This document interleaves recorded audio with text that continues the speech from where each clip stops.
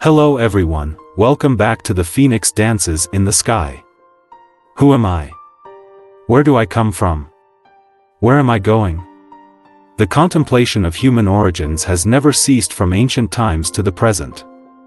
Today, we embark on an exploration journey, delving into the four possibilities of human origins: creationism, evolutionism, exogenesis, and nihilism, unleashing a frenzy of thoughts in your mind. When we discuss where humans come from, we inevitably encounter a concept called creationism.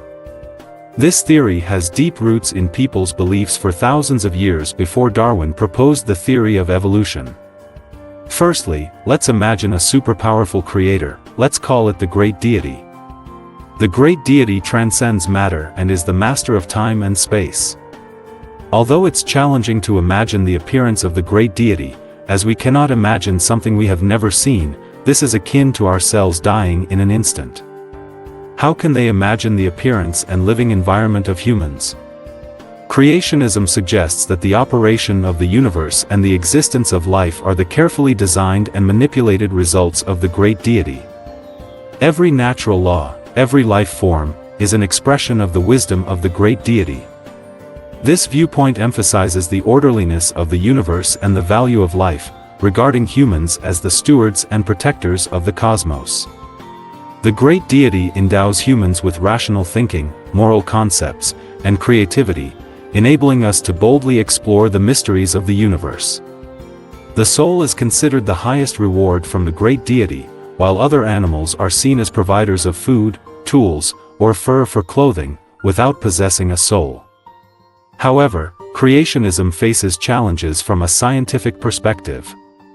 The scientific method emphasizes observation, experimentation, and verification, while creationism often lacks direct empirical evidence.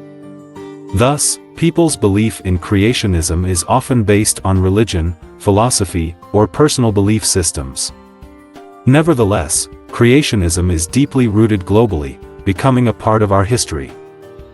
Next, let's delve into Charles Darwin's theory of evolution.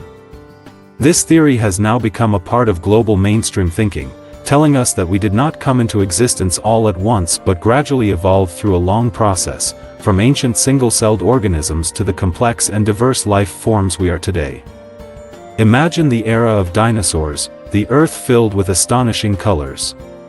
Dinosaurs roamed the land, and the oceans were home to various massive marine creatures. However, a large-scale extinction event changed the Earth's ecological landscape, creating opportunities for the rise of mammals. In the evolutionary process of mammals, the spark of intelligence ignited a new chapter.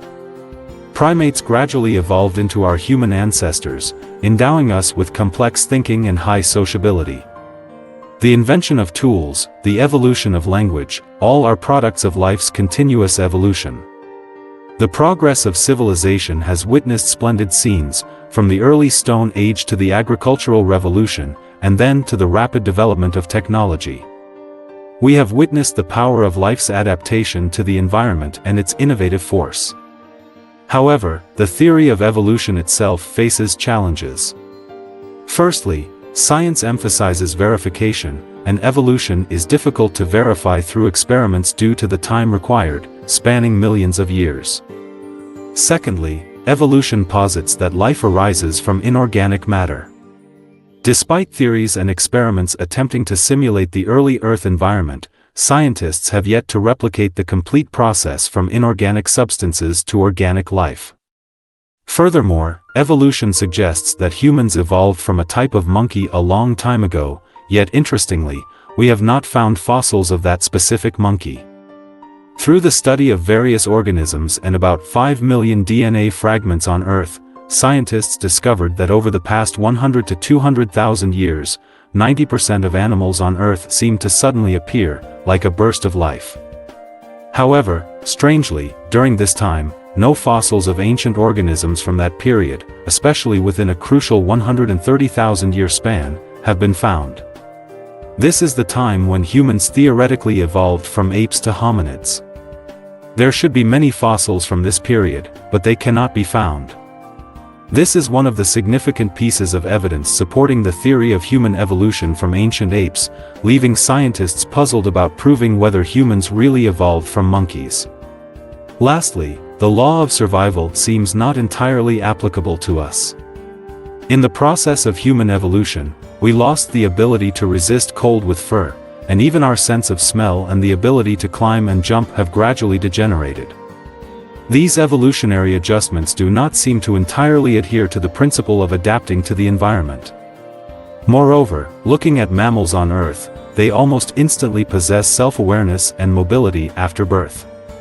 In contrast, we humans, the masters of the Earth, the top of the food chain, need parental care for several years after birth to develop basic behavioral capabilities and an extended growth period with prolonged self-awareness. This seems not entirely in line with the principle in the law of nature where self-protection is the primary element of survival.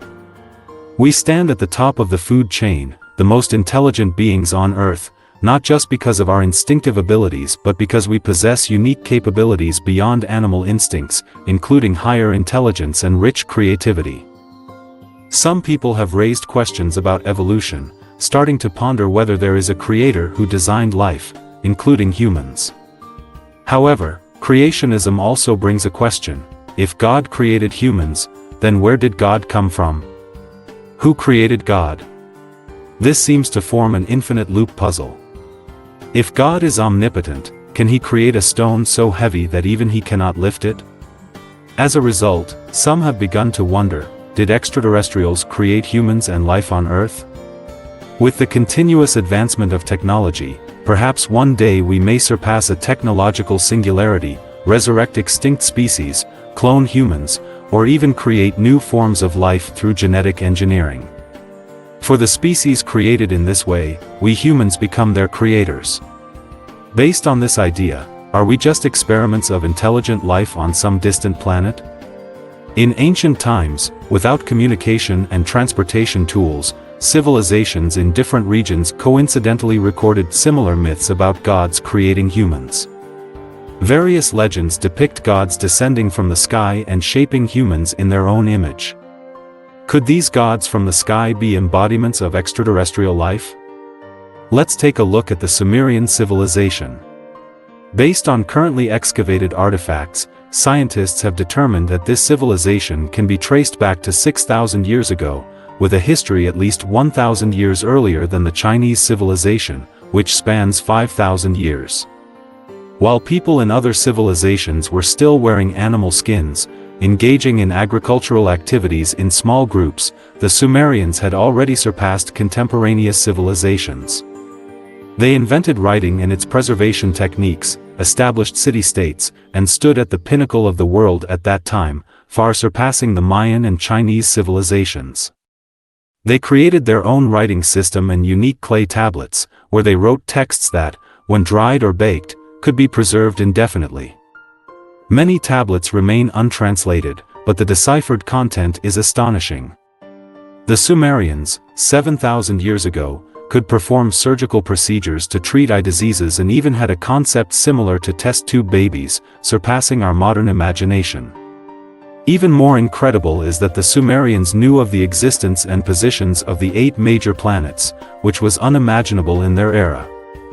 The star maps found by scientists in Sumerian clay tablets completely match our observations today. They even knew of the existence of Neptune, a planet not discovered by humans until 1846, using physical and mathematical predictions. The development of civilization follows certain laws, and a civilization wanting to go from nothing to advance needs an extremely lengthy development process to conform to natural laws. However, the development of Sumerian civilization seems to violate this natural law. They seem to have a vast amount of knowledge and a mature knowledge system as soon as they appeared. Some inventions and creations even exceeded the technological level and social production constraints of that time. This raises suspicions about whether humans and Sumerian civilization were created by extraterrestrials. Many people are dedicated to studying the clay tablets left by the Sumerians, hoping to interpret the inscriptions and find answers about the origin of humans. Exogenesis suggests that the origin of humans is closely related to the plans of a designer who endowed us with unique thinking abilities and curiosity about the universe.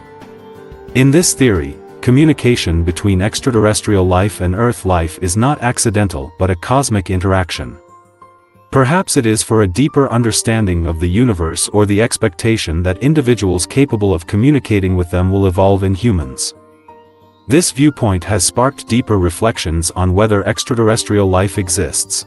Finally, let's enter the world of nihilism, an extreme view of the existence of the universe. Nihilism believes that everything is illusory, and the universe and humans do not truly exist. Ancient philosopher Zhuangzi, after dreaming of being a butterfly, woke up and pondered whether he was Zhuangzi or a butterfly, questioning the reality of the world. Buddhism has long pointed out that everything is empty, as stated in the Diamond Sutra. All phenomena are like a dream, an illusion, a bubble, and a shadow, like dew and lightning. In reality, we cannot determine the true existence of the physical world. Our perception of this world depends entirely on the senses, such as eyes, ears, mouth, nose, and hands, transmitting information to the brain, forming the world we see and experience. In other words, whether this world is real or whether it is inherently illusory is open to question. In the movie, The Matrix, human brains are placed in nutrient-filled containers, connected through various electrodes. Our consciousness enters an illusory yet real game, where all emotions and experiences are just electrical signals affecting the brain, and the brain can never be aware that it is in a container. Human virtualism goes further, suggesting that we may exist only in computer code, and the entire universe, humans, and everything you see, including the physical and chemical laws, are just a string of virtual code. Philosopher Hamilton Morris proposed simulation theory, suggesting that we might live in an advanced simulation. He pointed out that a higher civilization or superintelligence could create a highly realistic simulated world, making intelligent life in the simulation unable to distinguish whether it is in the real universe. There is an experiment that can make you question the world and overturn your cognition, and that is the famous double-slit interference experiment.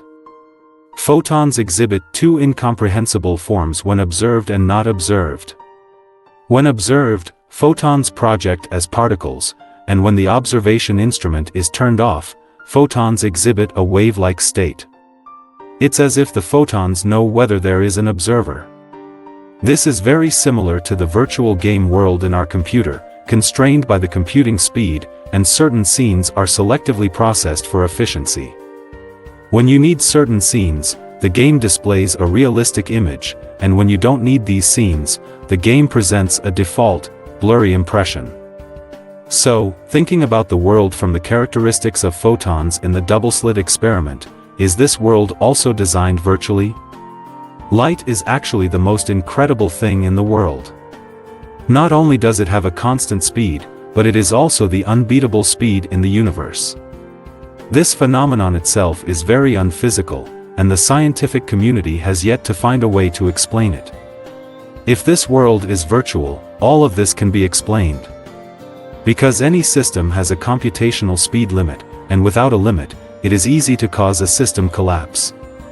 To prevent this from happening, the creators of our world set such an unreasonable rule.